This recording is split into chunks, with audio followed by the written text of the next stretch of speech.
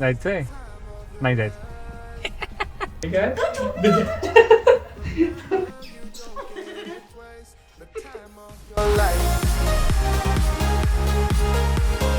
हा video sponsored नाही आहे, असता तर बरं झालं असतं. पण आम्ही ॲक्च्युली एक वॉटरफॉल्स बघायला चाललोय आणि जाता जाताच भूक लागली. तर खरं तर बिर्याणी खायची इच्छा होती, पण ते खूप दूर आहे. त्याच्यामुळे आम्ही बरिटो ग्रिंगोला आलोय. ते खूप हेल्दी असतं आणि खिशालाही जरा बरं पडतं. तर आता आम्ही खाऊन थोड्या वेळात वॉटरफॉल्सला जाणार आहे. तुम्हाला दाखवणार आहे. या मुलीने अक्षरशः जीव खाल्ला होता. फक्त कुनाफा कुनाफा करत नुसता कुनाफा 24 तास कुनाफा नाही. आता खा कुनाफा. हा तुझं रिॲक्शन कॅप्चर करूया आपण. जास्त नको टाकू. ते शुगर आहे ते. एवढं शुगर बघा. आम्ही जिमला नाही जात, आम्ही धावत नाही. What about the fact that your sometimes is every time दो.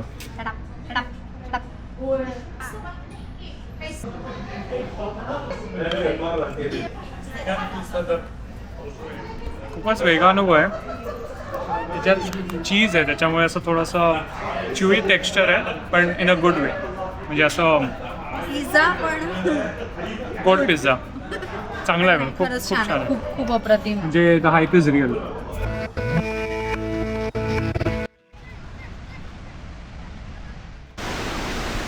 आता मला माहिती नाही की तुम्हाला कितपत आवाज येतोय, कारण धबधब्याचा आवाज जरा जास्त आहे इकडे. पण हा बेसिकली डॅम आहे इकडे आणि नॅचरल धबधबा तिकडे आहे, जो त्या बाजूने दिसेल. तर मी लवकरच तिकडे जाऊन तुम्हाला दाखवतो.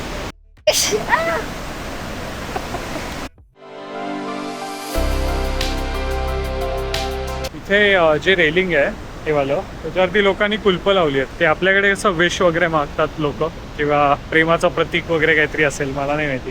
तर असं काहीतरी ते आहे.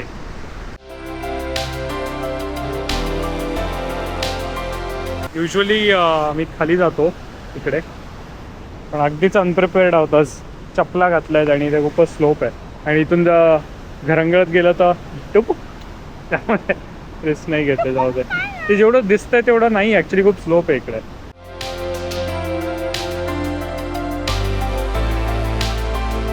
आता आपण पब्लिक पार्कमध्ये आलो आहे ना, तर हे आंघोळ करण्यासाठी असतं, स्पेशली छोट्या मुलांना आंघोळ घालण्यासाठी.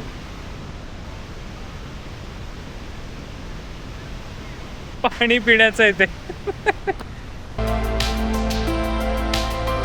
आताच हॉक्सबॅक फॉल्स वरनं आलो आणि मॅडमला परत कुठेतरी जायचंय. जायचंय नाही जायचं.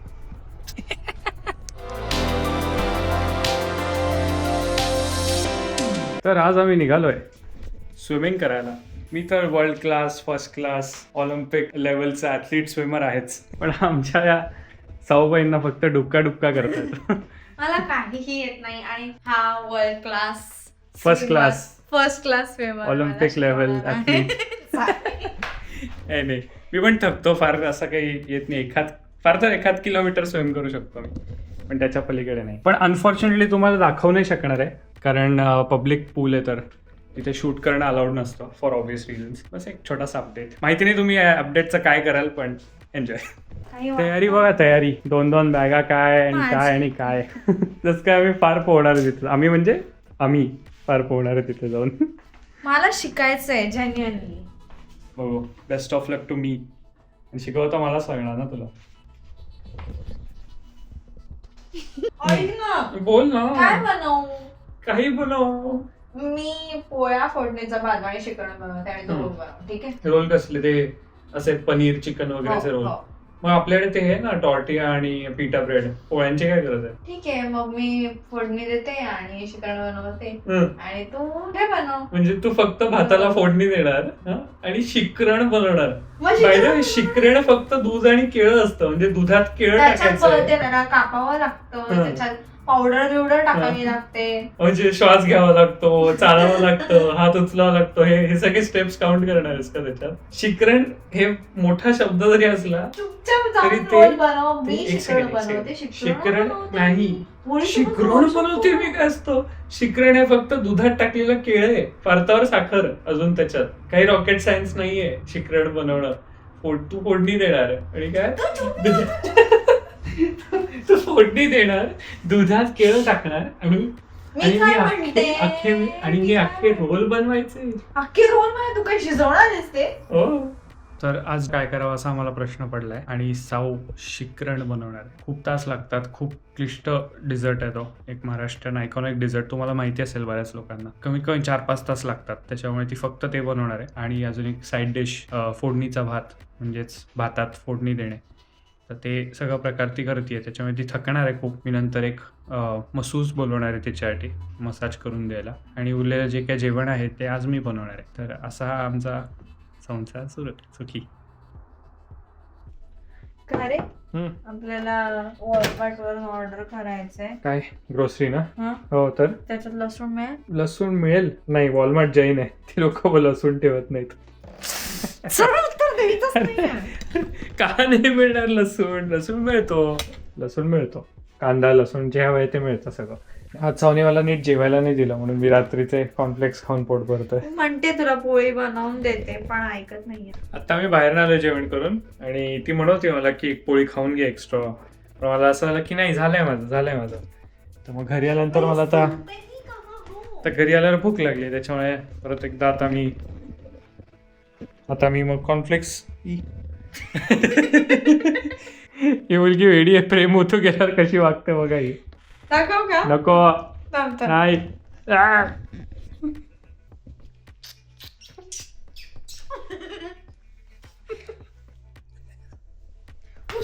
गाढवा.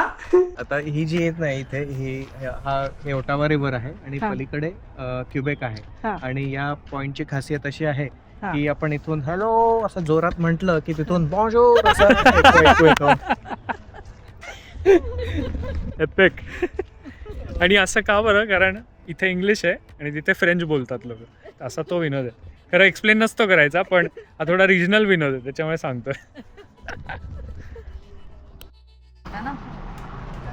उद्या मॉर्निंग. जाऊ. तू इतक्या संथ गतीने का चालतेस? तुझं एक स्पिरिच्युअल सेंट झालीस तर तुला संथ म्हणायचं का? संताच्या वेळी.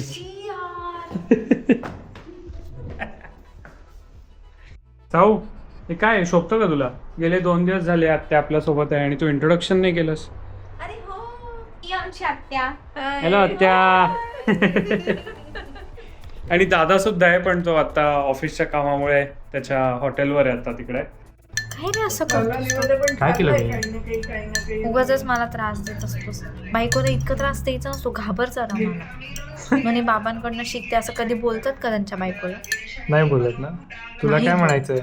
किती जरा तसं वाग आणि सुखी संसाराची व्याख्या समजून घे. मला परिभाषा बदलायची आहे सुखी संसाराची.